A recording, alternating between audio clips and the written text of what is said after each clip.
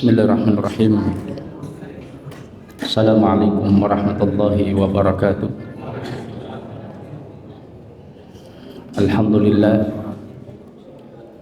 Alhamdulillahilladzi nahmaduhu wa nasta'inuhu wa nastaghfiruh wa na'udzu billahi min syururi anfusina wa min sayyiati a'malina.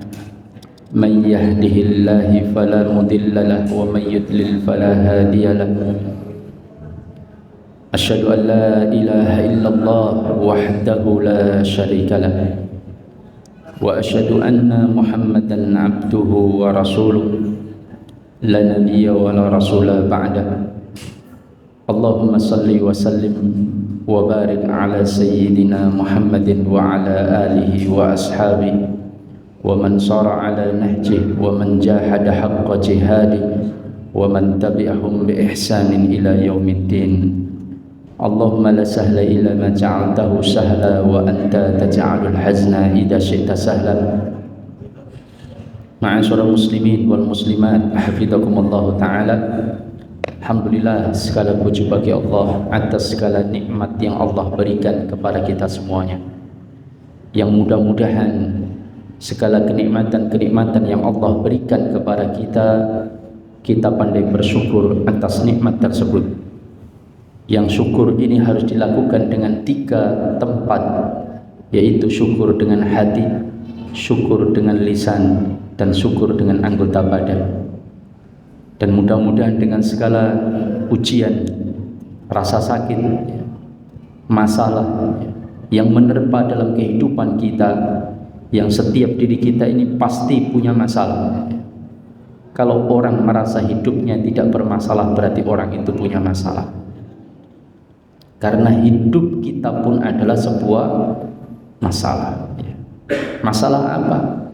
Masalah apakah kita menjalani ujian yang Allah berikan kepada kita dengan hidup di dunia ini?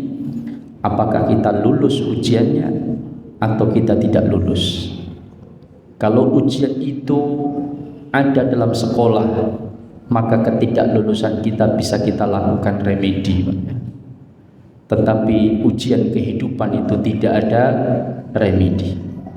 Maka mereka orang-orang yang tidak lulus atau orang-orang yang menyesal karena hidupnya tidak dimanfaatkan dengan sebaik-baiknya, mereka memohon kepada Allah Tabaraka wa Ta'ala untuk remedi, tapi ditolak oleh Allah Tabaraka wa Ta'ala. Laula ya Rabbi laula akhartani ila ajalin qarib fa'asaddaka wa akum minas salihin. Wahai Rabb, andaikan engkau tangguhkan umurku sebentar saja, barang 5 menit, 1 menit, 10 menit, fa'asaddaka wa akum minas salihin, saya akan bersedekah, wa akum minas salihin, dan aku akan menjadi orang soleh.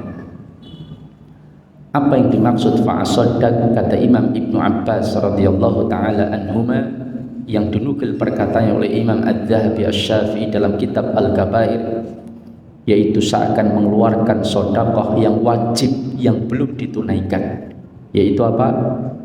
Zakat. Dan saya akan bersedekah yang sunnah. Maka orang yang hidupnya tidak mengeluarkan zakatnya itu akan menjadi penyesalan ketika dia meninggal. Yang kedua, wa akum minas solihin. Kenapa dia ingin menjadi orang soleh sedangkan umurnya minta ditangguhkan meskipun sebentar?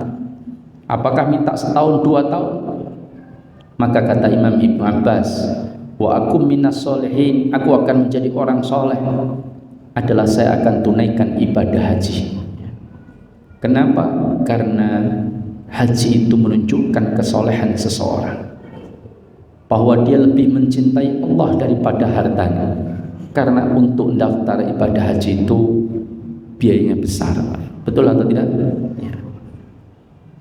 Maka jamaah dimuliakan Allah, dan haji itu tidak ada balasan yang paling pantas kecuali adalah jannahnya Allah. Laisa lahu jazaa'u hajjan mabrur, laisa lahu jazaa'u illa al-jannah. Tidak ada balasan dari haji yang mabrur kecuali dia adalah surga. maka dia tahu bahwa haji itu adalah balasannya surga, maka dia akan berusaha menegakkan hajinya. Tapi banyak orang menunda-nunda haji daripada dia menunda-nunda haji dan lebih mengutamakan urusan dunia. Mau daftar haji, kose tuku motor sing apik kan gitu. Mau daftar haji, nanti omahe tak renovasi, tak tingkat.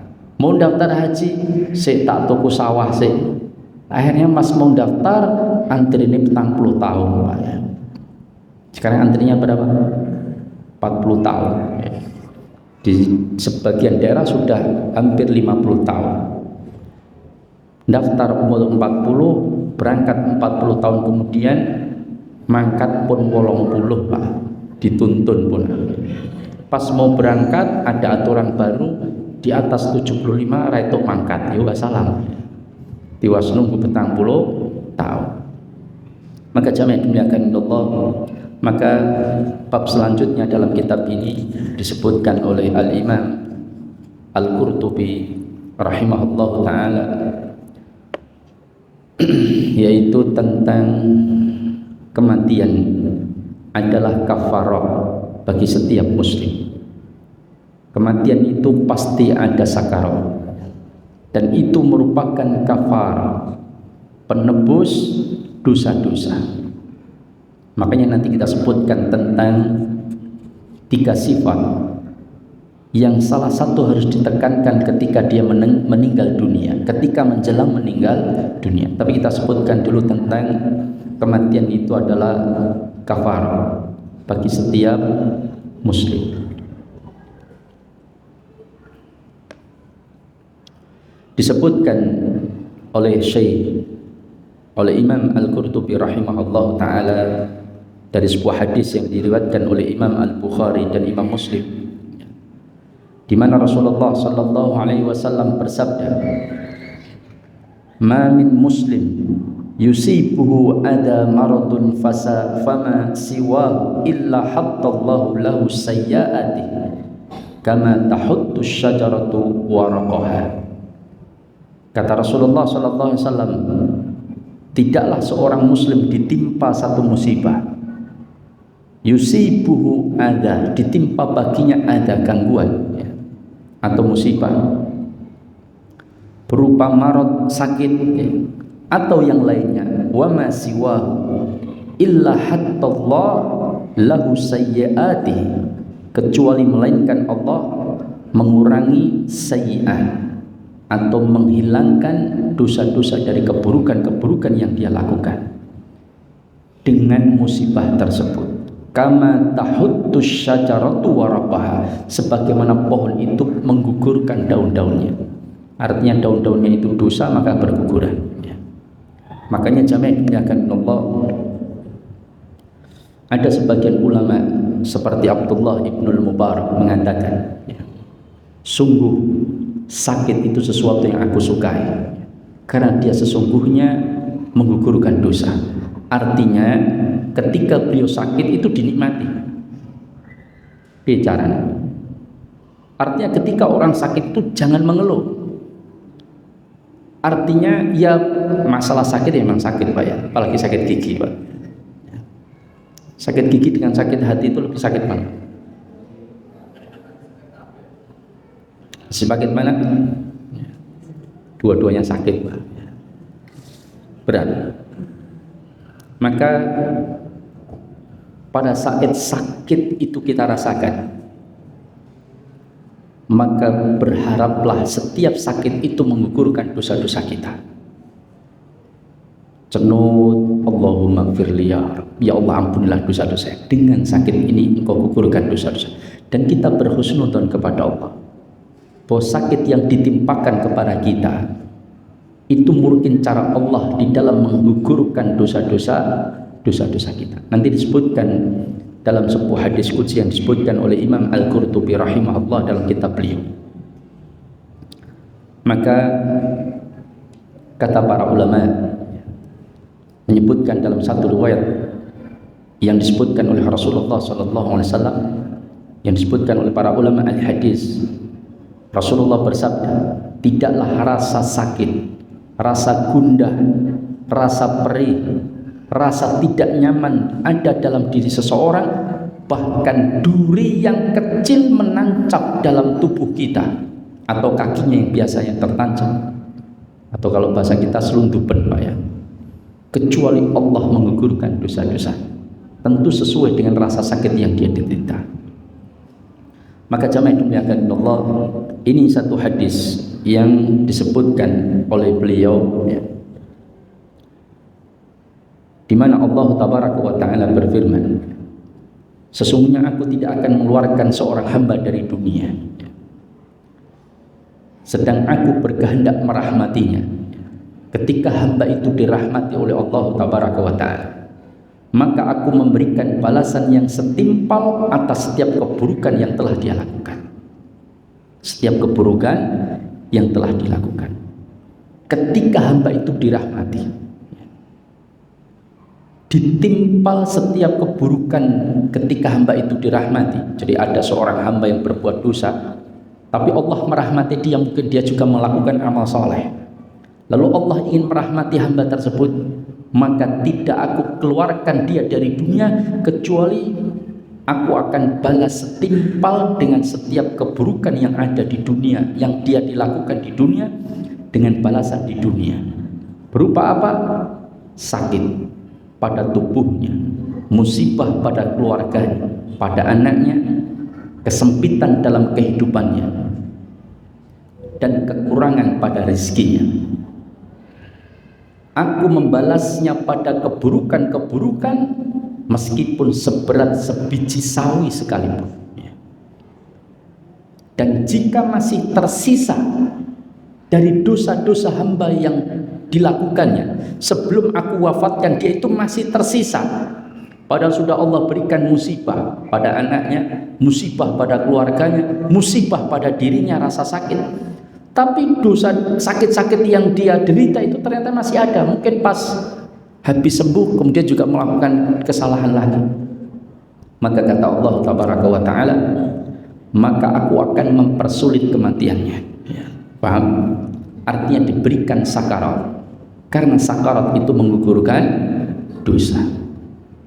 Dengan demikian dia datang kepadaku dalam keadaan seperti dia dilahirkan oleh ibunya tanpa dosa. Itu kalau hamba itu terpilih untuk dirahmati oleh Allah tabaraka wa ta'ala. Kalau tidak dirahmati, biarkan Pak ya, meninggal dalam keadaan dosanya belum diampuni oleh Allah, sehingga diadab bisa di alam barzah. Bahkan yang paling celaka adalah diadab di neraka jahanam. Itu yang paling mengerikan. Makanya ketika orang-orang kafir diadab oleh Allah, dibalas setiap keburukannya, sebagian di antara mereka, artinya dibalas di padang mahsyar, diadili ketika dia zalim, ditegakkan keadilan oleh Allah seluruhnya, dibayar tunai dengan dosa dan maksiat yang dilakukan, dengan dosa dengan pahala yang mereka lakukan. Dari orang-orang kafir tentu tidak ada pahala, tapi kebaikan-kebaikannya atau keburukan-keburukannya dibalas over Allah tabaraka wa ta'ala.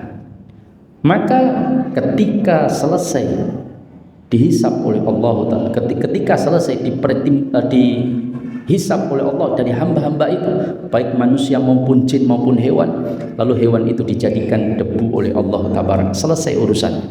Tapi orang kafir mengatakan, ya laitani kuntu turaba. Kenapa? Karena urusan orang kafir tidak selesai, urusan manusia dan jin tidak selesai pada saat itu di padang mahsyar, tidak. Kalau hewan selesai, tapi kalau manusia dan jin, dia harus mempertanggungjawabkan, dia harus masuk. Kalau dia layak masuk surga, dia masuk surga. Kalau dia layak masuk neraka, dia layak masuk neraka. Maka itu yang ditakutkan orang kafir yang jelas masuk neraka dia. Maka dia mengatakan, memohon kepada Allah, ya laitani kuntu turaba, karena melihat hewan-hewan itu dijadikan debu setelah mereka diadili oleh Allah tabaraka wa ta'ala. Domba yang menanduk, domba yang tidak bertanduk, kemudian dibalas oleh Allah kelak di yaumul qiyamah. Ketika selesai urusannya, sudah mereka dijadikan debu, dan orang kafir menginginkan itu. Tapi tidak, mereka harus masuk neraka jahanam selama-lamanya. Itu yang membuat mereka menangis. Yang lebih parah lagi mereka menangis ketika Allah memanggil dua penduduk surga dan neraka untuk melihat apa yang Allah akan pertontonkan kepada mereka. Apa? Allah datangkan seekor domba. Yang domba ini adalah perwujudan dari kematian, yang kemudian Allah menyembelih kematian itu, sehingga mereka tambahlah pedih siksaan di dalam neraka, karena mereka tahu bahwa mereka tidak akan pernah mati lagi karena kematian telah mati. Kita bedakan ya, kematian dengan malaikat maut itu beda. Kematian telah mati, dan penduduk surga pun merasa tambah bahagia. Kenapa? Karena mereka akan selama-lamanya, karena kematian telah mati. Maka itu adalah kondisi yang paling mengerikan bagi orang-orang penduduk neraka jahanam, dan kondisi yang sangat membahagiakan bagi mereka penduduk surga, karena mereka selama-lamanya di dalam surga.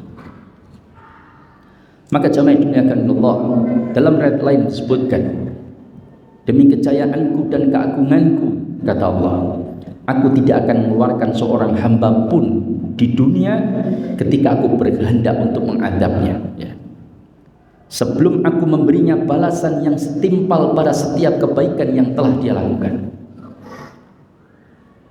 berupa kesehatan pada tubuhnya, berupa kelapangan pada rezeki, kenyamanan pada penghidupannya, dan keamanan pada jalan yang ditempuhnya, sampai aku memberikan balasan dari setiap kebaikan meskipun sebesar biji sawi. Aku memberinya balasan, dan jika masih tersisa kebaikan yang belum dibalas, apa kata Allah? Maka aku akan meringankan kematiannya. Kematiannya diringankan. Dengan demikian, jika datang dia kepadaku kelak di akhirat dalam keadaan tidak mempunyai satu kebaikan untuk menjaga dirinya dari api neraka.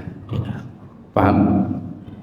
Jadi kalau melihat orang kaya, wong kafir, kuwi uripe penak, bojone ayu, ya tidak, ya, apalagi mobilnya mewah, punya hotel, punya apartemen, punya villa, kemana-mana pergi liburan, badannya sehat, atletis, ganteng, nggak usah iri.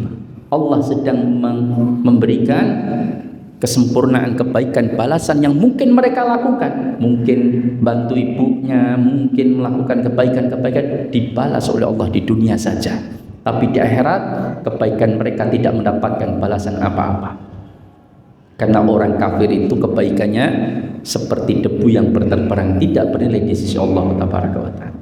Maka ketika sudah dibalas, maka kelak di akhirat diadab seberat-beratnya.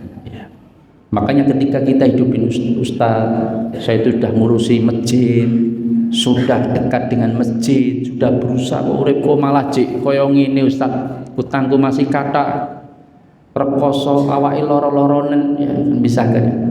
Ki pripun ta Ustaz, jangan pernah mengeluh. Artinya berbaik sangkalah kepada Allah Tabaraka wa Ta'ala.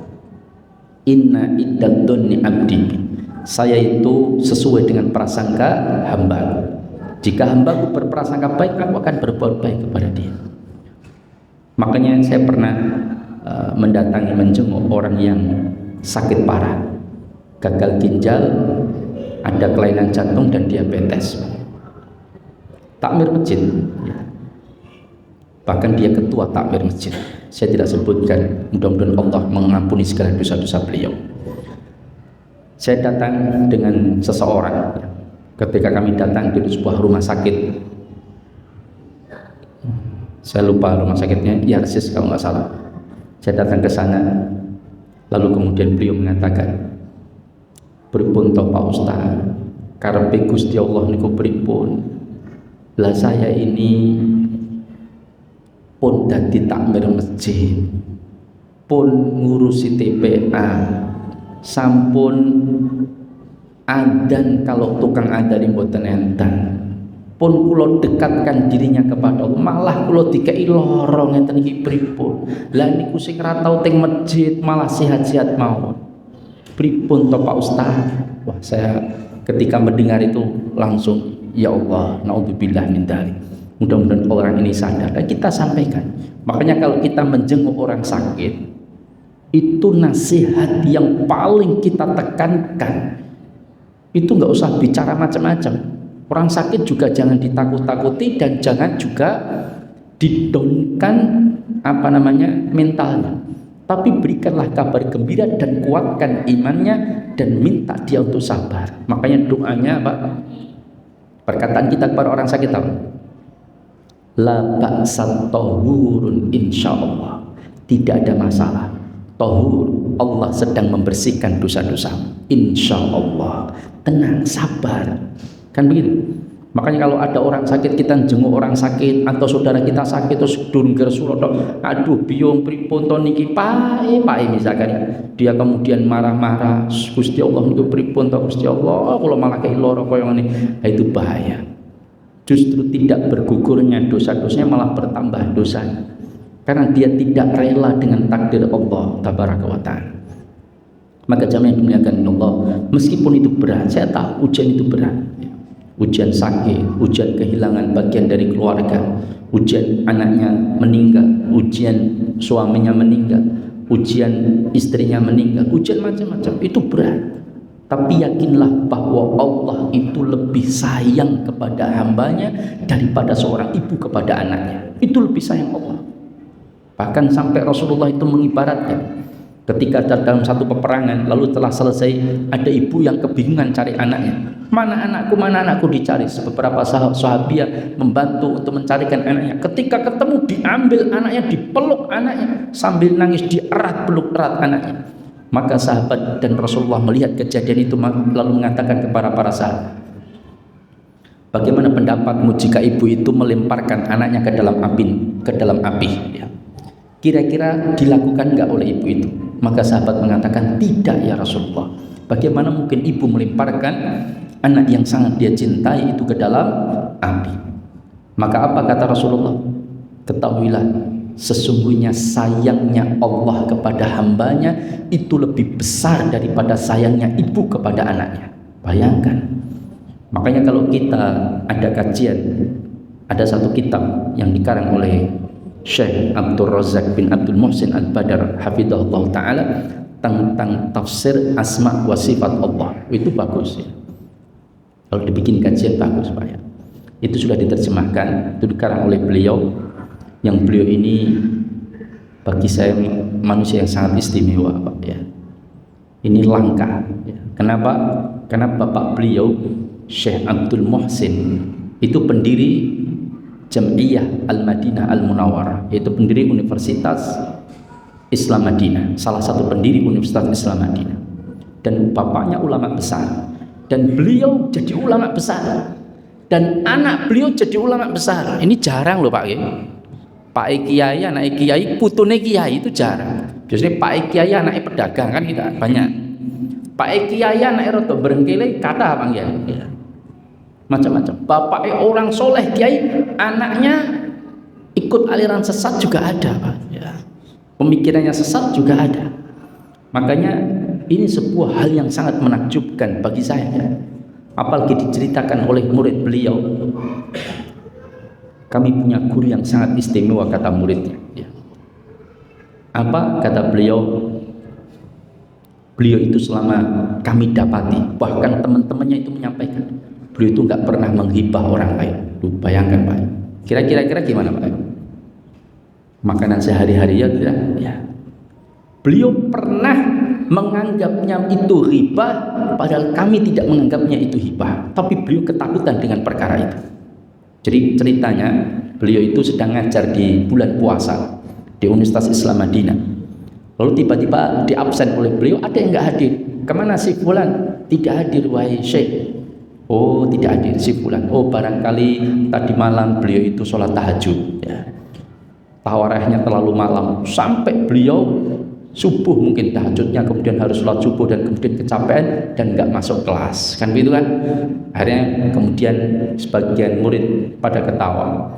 Lalu kemudian setelah itu beliau sadar, astagfirullah, beliau istighfar. Besoknya ketika orang itu masuk, dibawakan hadiah banyak kitab. lalu sampaikan, kemarin saya membicarakan kamu. Padahal membicarakannya kan nggak buruk Pak ya, yaitu mungkin dia tadi malam sholat tahajud kecapean sehingga beliau capek nggak bisa masuk kelas. Kan logika kita kan apa kan, kalau ngerasani kan biasanya oh tadi malam ini mesti keluaran RRI misalkan ya. Itu sudah menghibah ya, sudah berat ya. Apalagi nggak ada bukti nuduh kan. Nah ini tidak, tapi beliau merasa sedang membicarakan ya.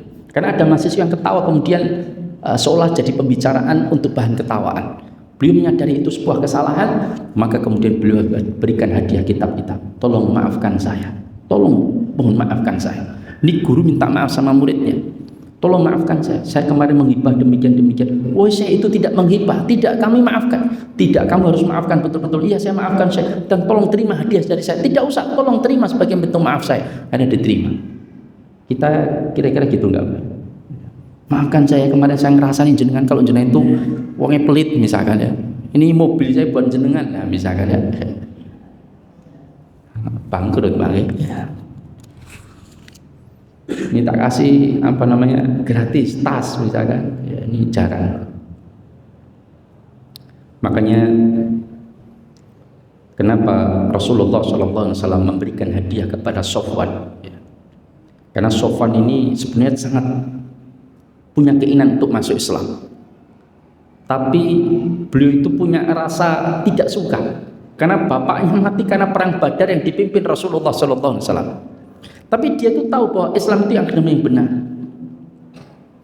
Maka Rasulullah SAW melihat Sofwan ini sudah ada kecondongan mau masuk Islam, maka disebutkan oleh para ulama Rasulullah memberikan hadiah 100 ekor unta.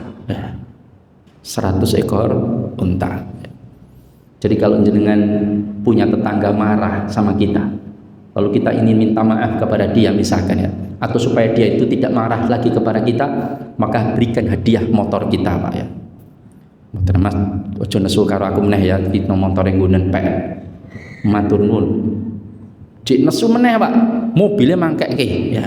Cik nesu omahe sisan Pak ya.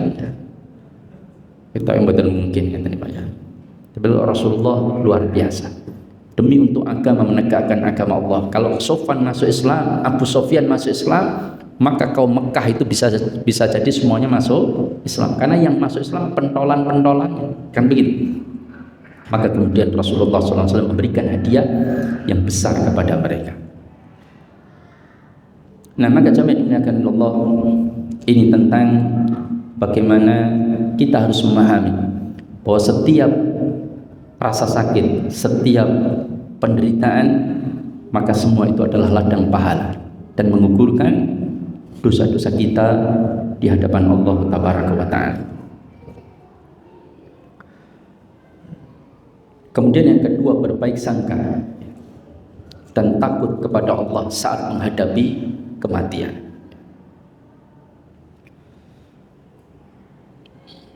Ada pertanyaan dulu? Ada?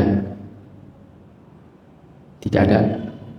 Ketika orang yang haji tidak ada balasan selain apa ada kriteria yang lain?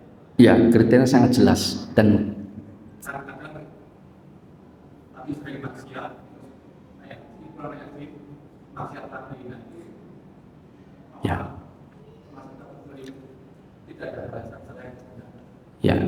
Pertama, Rasulullah mengatakan hajjan mabrur laisa lahu jazaa'u illal jannah. Jadi yang jelas di balas surga itu haji apa? Mabrur. Bukan haji mabur ya. Haji mabrur. Mabrur itu penuh dengan keberkahan, penuh dengan kebaikan.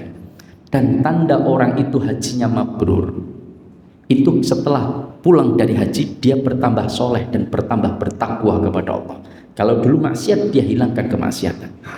Dan ingat, haji, menunda haji tanpa alasan yang syar'i itu tidak dibolehkan dalam agama.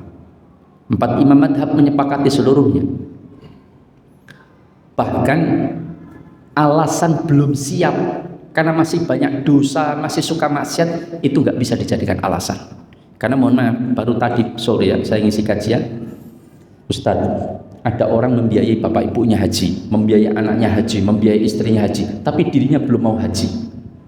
Alasannya apa? Belum siap, dia masih merasa kotor. Itu nggak boleh dalam Islam. Nanti kalau saya takut di sana diazab, kan begitu kan? Akan ada yang seperti itu.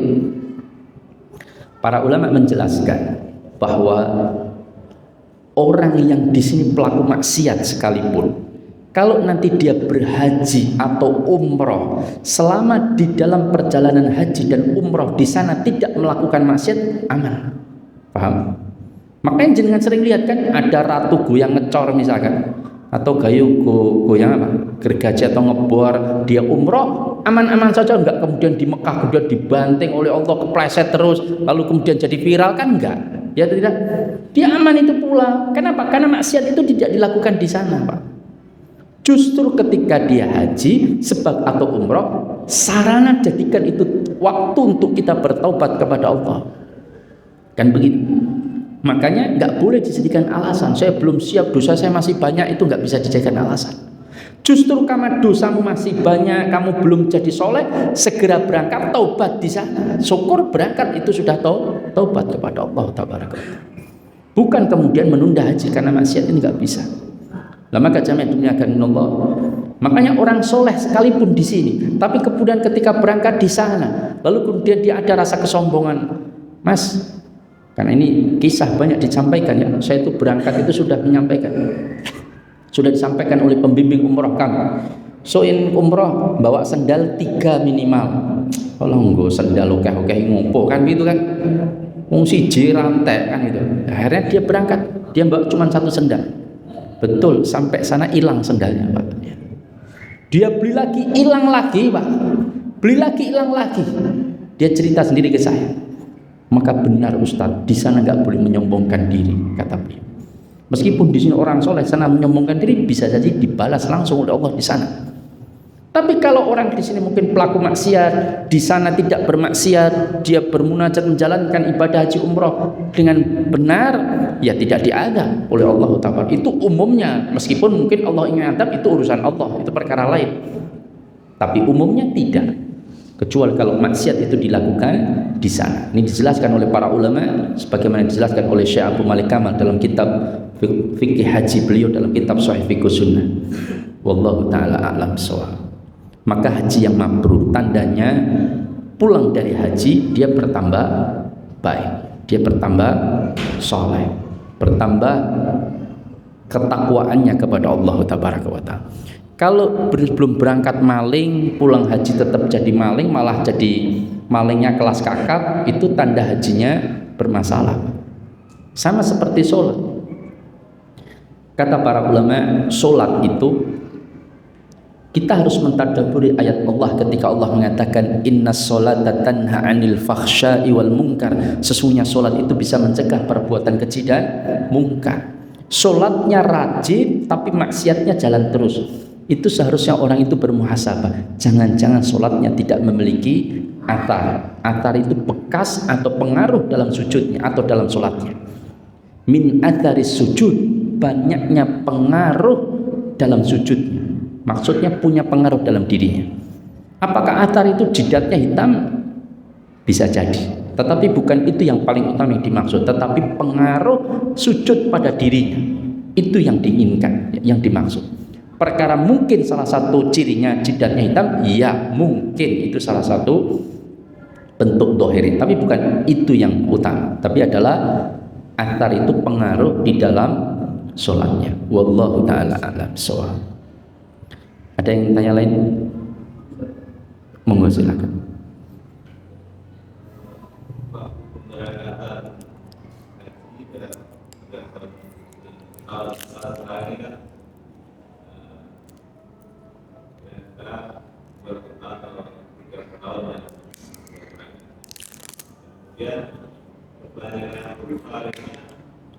Umroh.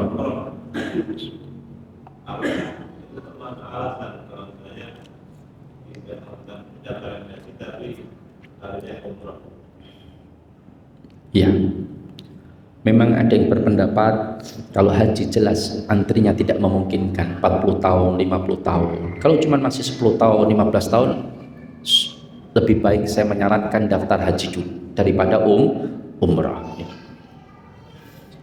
Bahkan kalaupun antrinya 40 tahun, daftar aja tidak mengapa. Karena dengan daftar itu kita bisa berhujjah di hadapan Allah bahwa saya sudah mendaftar. Paham ya? Tapi kalau jenengan yakin nggak usah daftar, tapi jenengan ini kumpulkan duit 300 juta untuk bisa haji furoda atau haji plus 5 tahun, silahkan, tidak masalah, nggak harus daftar. Paham? Tapi harus berusaha dengan sungguh-sungguh bahwa jenengan akan mengumpulkan duit dan Allah akan memberikan kemudahan. Yang penting niat kita itu dibuktikan dengan ikhtiar. Kita kan seringnya cuma niat saja, betul atau tidak? Jenengan kok nggak haji? Apa nggak punya niat? Oh, saya niat, pengen haji, pengen Ustaz. Sudah punya niat? Oh, saya sudah niat dari dulu.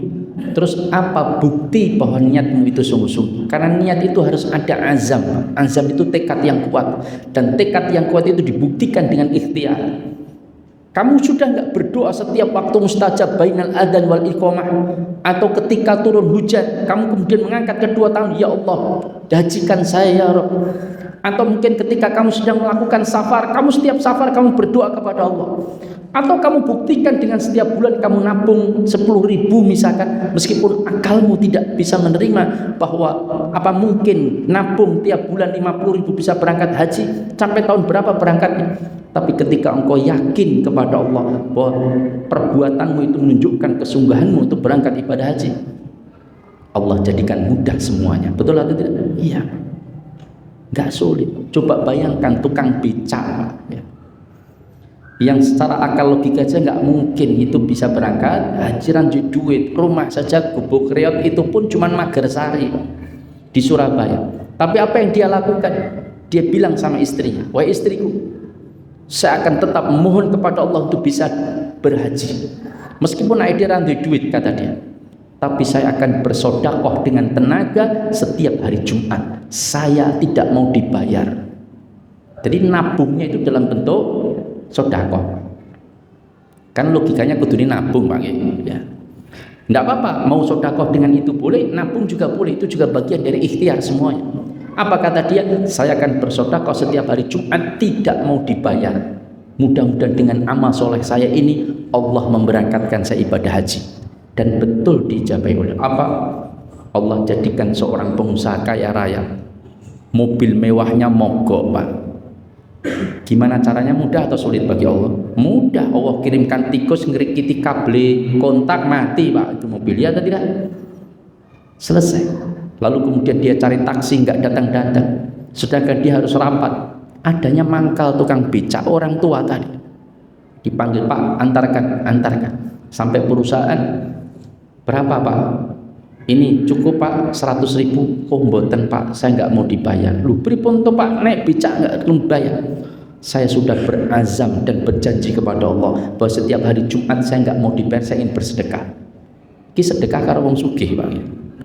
Maka orang kaya tadi, udah nggak usah, nih kurang tak tambahin. Enggak Pak, betul saya nggak mau, saya sudah berazam. Sudah, dia pulang. Sampai kantor ditinggal, dia mikir siapa yang mengarahkan dia untuk berpikir? Allah. Ya atau tidak? Ada orang miskin mau sedekah, ini piye toh orang miskin ini jalan pikirannya. Saya ingin tahu tentang orang itu. Nanti kalau pulang saya cari orang. Betul, pulang cari orangnya. Tanya orang-orang Mangkal ini, bapaknya Mangkal ini bisa di mana rumahnya? Oh di sini Pak, sini. Didatangi sama dia. Ketika didatangi cuma ada istrinya. Ini ceritakan oleh istrinya. Kemudian, mana suamimu? Baru Mangkal Pak, nggak tahu kemana, saya nggak tahu. Suami itu bagaimana? Rumahnya aja kayak gini, Gubuk Reot.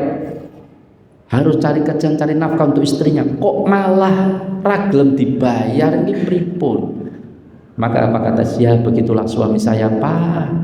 Dia itu punya tekad yang kuat, keyakinan bahwa Allah itu sanggup memberangkatkan ibadah haji kalau dia bersedekah tiap Jumat dengan wasilah itu. Langsung orang kaya tadi mengatakan, betul, barangkalilah cara Allah untuk memberangkatkan saya, memberangkatkan dia lewat saya. Langsung diminta, Bu, KTP jenengan, kakaknya mana, suaminya tak minta, tak uruskan haji, tak biayai seluruhnya. Berangkat suami istri berhaji. Bisa atau tidak? Sangat mudah bagi Allah. jenengan niat azam tekad kuat ibadah haji, jenengan buktikan dengan berdoa terus kepada Allah tanpa henti. Ketika sujud memperpanjang sujudnya selama sholat sendirian ya, jangan menyelisih imam. Karena saya masih melihat ada jamaah di sujud terakhir itu panjang, Pak Imam sudah bangkit, dia nggak bangkit, alasannya banyak doa. Ini tidak sesuai dengan sunnah dan itu nggak benar. Dia harus bangkit. Dia kalau mau memperpanjang sujudnya nanti kalau pas sholat sunnah sendirian silakan. Jangan menyelisihi imam, ini nggak benar. Maka segera angkat untuk mengikuti imam. Tapi kalau dia sendirian sujudnya perlama silahkan, mau 1 jam ya monggo kalau jangan kuat ya. Untuk terus mohon kepada ya Allah, berangkatkanlah saya ibadah haji. Sampaikan kepada Allah tabaraka wa ta'ala. Maka insya Allah siapa tahu dengan pas pulang ke rumah atau mungkin pas piknik kemana tengah-tengah pinggir kali, terus kemudian keceh tahu-tahu ngidak emas 0,5 kilo Pak ya. Loh jenenge sapa ngerti Pak ya. Napa tentang tengah-tengah teng masjid lagi berdoa ya Rob, angkat kedua tangan sampai nangis. Kalau udah melihat ngapain ini masih nangis, ditanya Mas doa apa tadi? Saya itu sudah memohon kepada Allah sekian tahun agar Allah menghajikan saya. Langsung tak orang ditanya, aku duitnya turah bingung gua ini di. Terus Mas tak berangkat ke kaji Mas dengan. Udah kan bisa atau tidak? Bisa atau tidak? Bisa. Ini dura percaya. Artinya nggak yakin bahwa Allah sanggup menjalankan itu, nggak yakin. Buktinya apa? Serai seorang didit rasa mimpi kaji kan gitu. Wes anaknya dibayar SPP ini rasa mimpi kaji kan gitu. Kadang-kadang seperti ya sudah Allah tinggalkan dia sesuai dengan prasangka dia. Makanya ana inda dzanni abdi bi kata Allah tabaraka wa taala. Maka itu yang harus ditekankan. Maka jamaah dimuliakan termasuk ketika Allah uji kita sakit, maka kita berprasangka baik kepada Allah tabaraka wa taala. Makanya ketika yang tadi saya menjenguknya kemudian dia sampaikan, kita sampaikan Mas, jangan mengeluh Mas, sudah semua ini cara Allah untuk menggugurkan daripada jenengan diadab di neraka.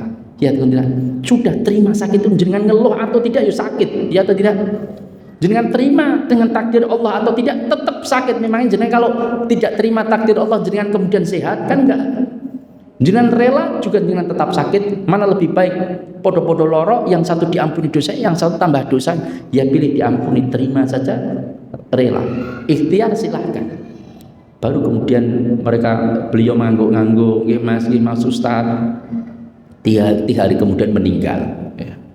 Makanya ini bentuk kasih sayang Allah. Sebelum Allah wafatkan, Allah gugurkan dulu dosa-dosanya. Makanya kalau kita sedang dapat kena musibah, sabar saja. Di bojo galak sabar, Pak. Betul, Pak. Di bojo ra iso masak, mangani drembo, awake kaya tong misalnya gitu. Galake setengah der. Ya. Kalau memang jenengan secara syar'i itu enggak kuat dan jenengan punya alasan mencerai, cerai saja, enggak usah keluar keburukannya, enggak usah. Itu nambah dosa. Tapi kalau jenengan mau sabar, doa terus, ya Allah, jadikan istri saya solihah, ya Allah, jadikan istri saya itu menjadi istri yang baik. Jenengan sabar di senenio, sabar. Maka setiap penderitaan jenengan itu berguguran dosa-dosa jenengan. Makanya kadang-kadang kita berpikir, Ustaz, ini ada orang soleh, Ustaz, orang baik, dapat istri kok ya seperti itu, Ustaz. Bejomen itu bojone kan misalkan ya. Terus ini dapat ada orang wanita soleha, duwe bojo yo galake setengah der. Kudune kan sing soleh ini enggak ayu, itu sing soleh sing ganteng, podo-podo apik, cocoknya kan cocok, Ustaz. Ini kok begini? Ini kan cara berpikir kita. Mungkin dengan dia diberikan istri yang cantik, yang sabar, yang takwa, bojone galake setengah der, Pak. Maka itu sebagai cara Allah untuk wanita soleh ini digugurkan dosanya selama dia mau sabar, paham?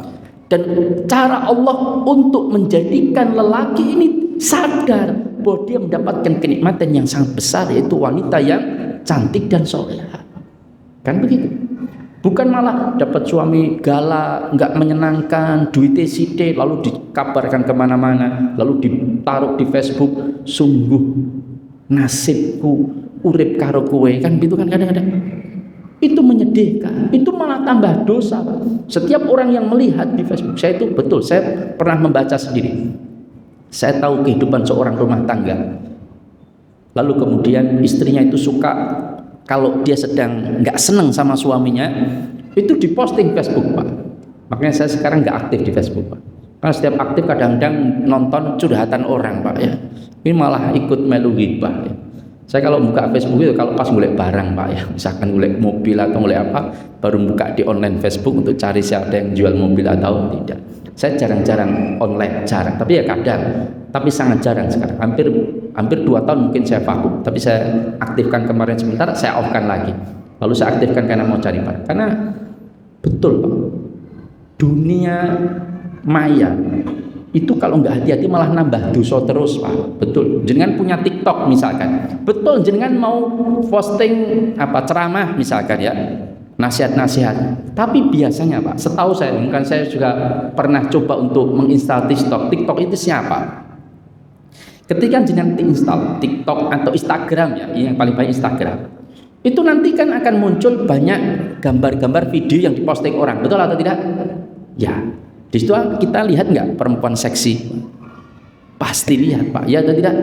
Itu nambah dosa terus. Maka kalau jenengan ukur, kira-kira maslahat yang jenengan buat dari Instagram itu, apakah jenengan ketika melihat astagfirullah ditutup, lalu kemudian buka yang benar-benar, lalu kemudian posting, selesai tutup lagi, selesai. Apa kemudian kita berfantasi dan berselancar terus di, ayu tenan, bojoku ra koyo ngene, misalkan kadang-kadang, wah biyen milihku bojo iki kan gitu.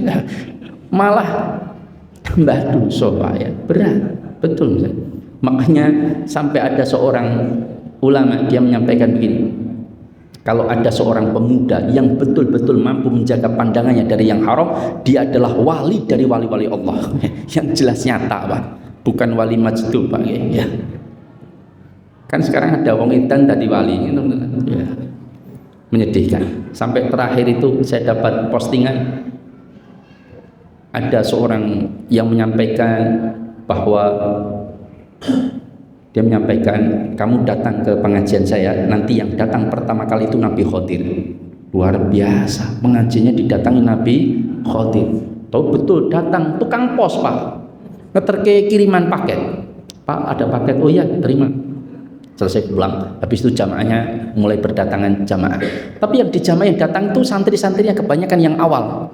Lalu orang itu protes, wahai ulama, katamu yang datang pertama kali Nabi, mana yang datang jamaah-jamaahmu? Nggak ada. Apa kata ulama tadi? Antum ini nggak peka. Kamu tadi tahu siapa yang datang pertama kali? Tukang pos. Itu Nabi Khodir. Luar biasa. Nabi Khodir dan tukang pos, Pak. Menyedihkan. Ini keyakinan seperti apa? Kan gitu. Betul, Pak. Ini hati-hati, Pak.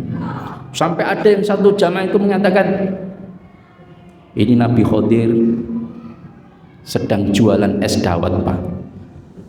Subhanallah, Nabi Khodir jualan es dawet. Para ulama silahkan baca kitabnya Imam Ibnu Qayyim, Imam An-Nawawi. Mereka menjelaskan bagaimana Khodir itu, jumhur ulama menyepakatnya sudah wafat. Karena dalam hadis itu disebutkan tidaklah orang yang masih hidup itu bisa hidup lebih dari 100 tahun, tidak ada. Paham? Sampai Rasul menyampaikan hadis ini. Artinya bukan nggak ada yang umurnya 100 tahun lebih, enggak. Artinya ketika Rasul menyampaikan tidak ada orang yang masih hidup, siapapun orangnya, jika dia masih hidup, dia tidak akan mungkin hidup lebih dari 100 tahun. Misalkan andaikan ya Nabi Khodir itu hidup di zaman Nabi, masih hidup, atau umurnya katakanlah 2000 tahun, maka 100 tahun kemudian diwajib wafat. Ya, paham? Ya. Maka kalau sampai sekarang 1500 tahun yang kemudian masih hidup, itu aneh, Pak. Saya mendengar sendiri orang yang yakin ketemu dengan Nabi Khodir, Pak. Calon bupati, Pak. Dia datang ke rumah bapak saya. Karena bapak saya kiai, dia datang. Dia menyampaikan, Pak Kiai, alhamdulillah, insya Allah saya akan jadi bupati. Duh, kok so yakin? Kata bapak saya. Saya diajak guru saya, kiai saya ketemu Nabi Khodir. Luar biasa, Pak. Dia bilang gitu, saya sampingnya, Pak. Saya bukan kata orang. Lalu kemudian, napa nggih Mas? Oh iya Dik, saya ketemu. Saya itu diajak oleh kiai saya menyeberangi lautan di Jawa Tengah. Saya nggak sebutkan tempatnya, nanti jangan cari-cari siapa kiainya ya. Kemudian kiai saya bertemu dengan Nabi Khidir, saya cuma duduk di satu duduk, saya disuruh menutup mata saya. Dan Nabi Khidir itu bicara sama kiai saya, tapi saya nggak mendengar perkataan Nabi Khidir, tapi kiai saya berbicara, bercakap-cakap.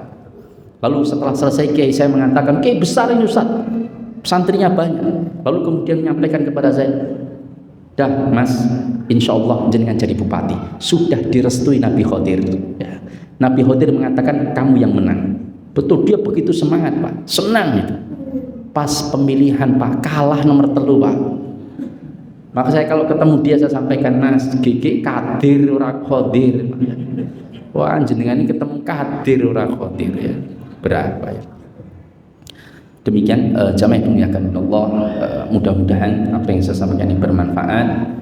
Aqulu qouli hadza wa astaghfirullah li wa lakum innahu huwal ghafurur rahim. Subhanakallahumma wa bihamdika asyhadu an la ilaha illa anta astaghfiruka wa atubu ilaik. Assalamualaikum warahmatullahi wabarakatuh.